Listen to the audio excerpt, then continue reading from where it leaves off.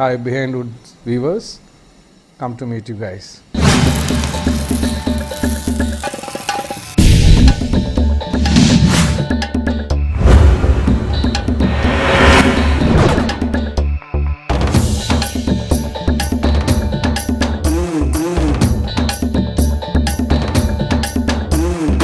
ரெண்டாயிரத்தி அஞ்சில் என்னோடய ப்ரொடக்ஷன் ஒரு ஜெனரலாக ஸ்டாப் ஆச்சுங்க.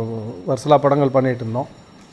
ரொம்ப பெரிய ஹிட் படங்கள் கொடுக்கலனாலும் டீசெண்டான படங்கள் கொடுத்துக்கிட்டு இருந்தோம். பட் அது ஒரு கம்பெனிக்கு அது பத்தாது. மிகப்பெரிய ஹிட்டுகள் கொடுக்கணும், அப்போ தான் ஒரு கம்பெனி சஸ்டெயின் ஆகிருக்க முடியும்.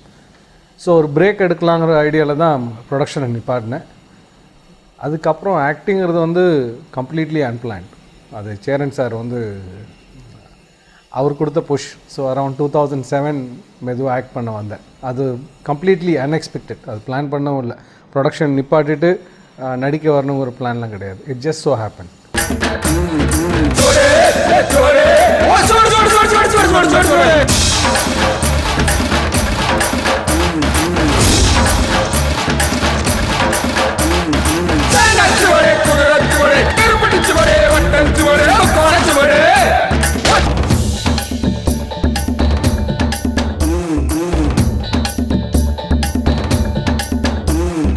நான் நடித்தது ரொம்ப கம்மி தான். பட் அதில் ஐ எம் லக்கி இனஃப்.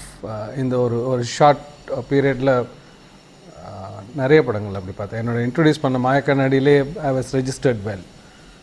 அதுக்கப்புறம் பார்த்திங்கன்னா ரொம்ப பெரிய அளவில் ரீச் கொண்டு போய் கொடுத்தது வந்து நாடோடிகள். அந்த ரிலீஸ் பீரியடில் என்ன இட்ஸ் அ பிக் சக்ஸஸ். ஆனால் சஸ்டெயின்ட் எஃபெக்ட்னு பார்த்திங்கன்னா பசங்க. இன்றைக்கி நிறைய பேருக்கு வந்து என்ன பசங்க வாத்தியார் தான் தெரியும். That is a phenomenal reach. சின்ன குழந்தைங்கள்லேருந்து பெரியவங்க வரைக்கும் ரீச் ஆனது. அப்புறம் நான் மகாநல்ல நிறைய யங்ஸ்டர்ஸ்ட்டை கொண்டு போய் சேர்த்தது. ஏன்னா அவர் கார்த்திக் கூட ஆக்ட் பண்ணது ஒரு ரீசன்.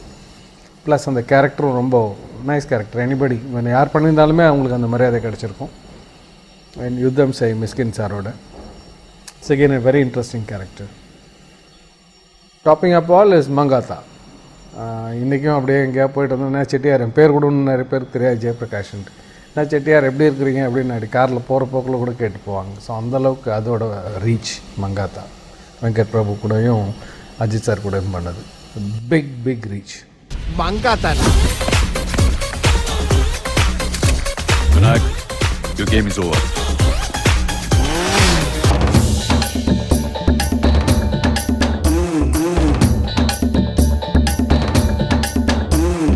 அஜித் சார் எடுத்துக்கிட்டோன்னாக்கா I know him for quite some time. நிறைய வருஷம் தெரியும். ஒரு நல்ல நண்பராக நான் அவரை வச்சு படம்லாம் எடுக்கல. But we have a very good rapport, good friends. எல்லாருக்கும் தெரிஞ்ச விஷயம் is the most decent human being. எல்லோரையும் ஆனால் ஒர்க் பண்ணும்போது it is a completely beautiful effect with him. ஏன்னா ஹீ இஸ் மெகா ஸ்டார். அவ்வளோ பெரிய ஆக்டர் கூட நாங்கள் பண்ணும்போது, ஆனால் நாங்கள் ஒரு பெரிய கும்பலே இருந்தோன்னு வச்சுக்கோங்க. ஸோ அது வந்து ஒரு லூட்டி அடிக்கிற ஒரு இடமா இருந்துகிட்டு இருக்கோம். So many office. ஆனால் அந்தளவுக்கு ஈஸியாக வேறு மெகா ஸ்டார்ஸ் இருப்பாங்களான்னு நான் வேறு யாருக்கூட பெருசாக ஒர்க் பண்ணதில்லை, அதனால் தெரியாது. But he is remarkably gentle. He takes care of us so well and we enjoyed working. அதாவது வேலை செய்கிற வழியே தெரியாமல் அவர் வெங்கட் பிரபு வேறு கூப்பிட்டு போகிறோம். ஆனால் வேலை நடந்துக்கிட்டே இருக்கும். ஆனால் பார்க்குறது ரொம்ப ரிலாக்ஸ்ட் அட்மாஸ்பியர் இருக்கிற மாதிரி இருக்கும். So it was one of the finest experiences. அப்படி கார்த்திக் சாரோட ஒர்க் பண்ணதுங்கிறது வந்து it is enjoyable. First time I'm meeting. இதுக்கு முன்னாடி அவர் என்னை மீட் பண்ணதெல்லாம் கிடையாது. நான் மாநில பார்க்கும்போது தான் நான் அவரை மீட் பண்ணுறேன். It's a very interesting script. So we just spend few minutes talking to each other. கொஞ்சம் டீட்டெயில்ஸ் பேசுகிறோம்லாம். அதுக்கப்புறம் it was absolutely comfortable. Is so professional. அவருடைய வேலையை அவர் தெளிவாக பார்த்துட்ருப்பார். நாங்கள் ஒர்க் பண்ணது பார்த்திங்கன்னா ஒரு சின்ன வீடு தான். திருமங்கலம், மன்னனார் திருமங்கலத்தில் தான் அதை ஷூட் பண்ணோம் எங்களோட போர்ஷன்ஸ். அங்கே வந்து ஒருத்தருக்கு ஷார்ட் இல்லைன்னா இன்னொருத்தர் அங்கே இருக்கக்கூட முடியாது. அவ்வளோ ஒரு சின்ன இடத்துல தான் ஒர்க் பண்ணிகிட்ருப்போம். We are utmost is.